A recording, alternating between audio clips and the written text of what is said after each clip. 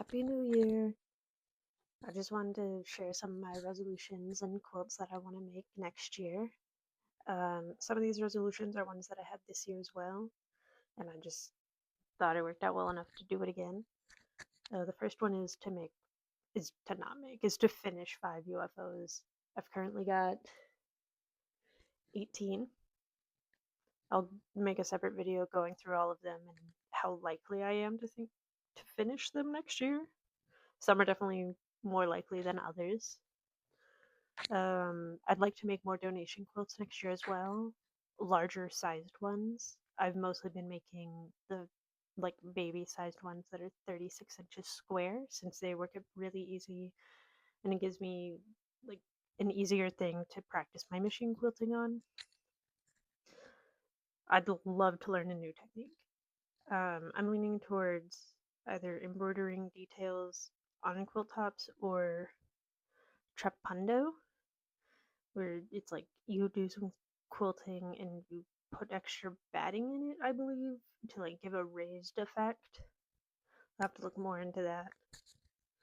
I'd like to also improve a technique that I already kind of know, like applique.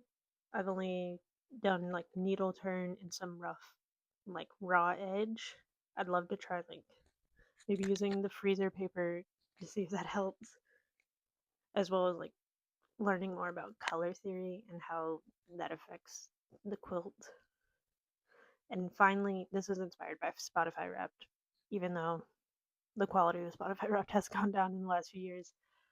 Keeping track of like how many hours I work on quilts, what kind of quilts I'm working on the most, how many I finish, how many I start, and then just doing like a spreadsheet thing with that. And finally, quilts I want to make next year.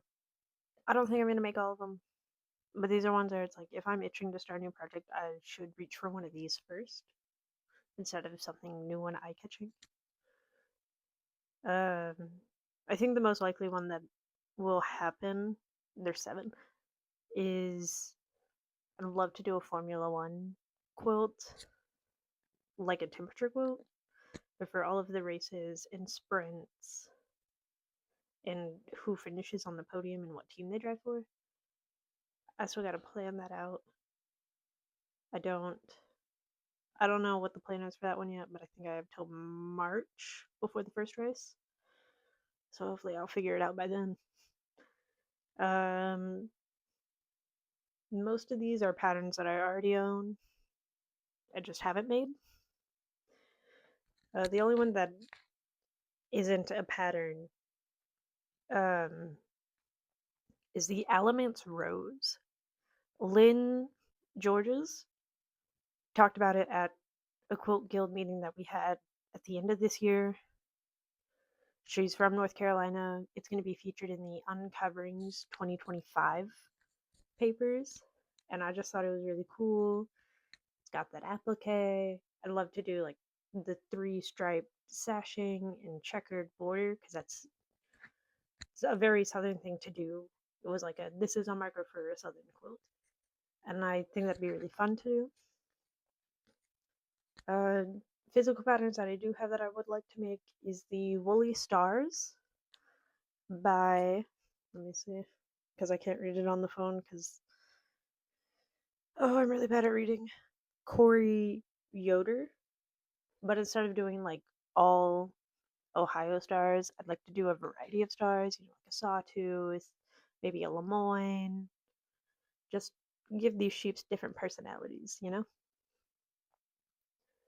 Uh, I don't have this pattern physically, but the Stars in Court by Squats and Running Stitches Co. I think would be ooh, sorry about that. Would be really fun. I love Sawtooth star patterns. Blog Cabin is my favorite block. I think they're so versatile. You can do like anything with them. Next is the Tetra Star. You got a star theme next year. I make a lot of star quilts. It's important that I have a lot on here by Mommy and Miko.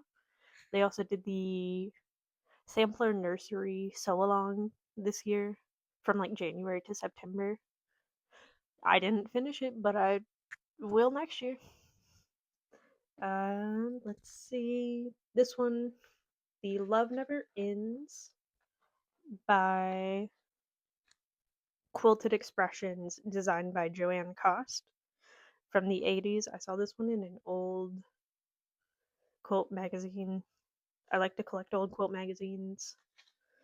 Hi, this is Editing Gene. Just to add that I found the magazine that The Love Never Ends Quilted Expressions pattern that I originally found it in. It is the Quilt magazine from spring of 1985. It's on like the table of contents page right there at the bottom. I think this is also like one of my oldest magazines. Yeah, $2.50 for a quilt magazine. What a time the 80s were. This one has embroidery, so it could be good to practice that technique, learn it. You know, make a cute little wall hanging for my home. And then finally, I did find this one in the quilt magazine as well, and then I was able to find it in which quilt magazine? It was in Country Quilt Summer 1995. The pattern is Dresden Hearts by Red Wagon. And then this is how it's shown in the magazine. They just did like blue and yellow, and I thought it was so cute. So I went on eBay and bought the pattern. Yeah, that's kind of all that I'm planning for next year. We'll see how well it goes, what I get done, what I start, what I finish. And hopefully this time next year we'll have a Eugene quilt machine wrap.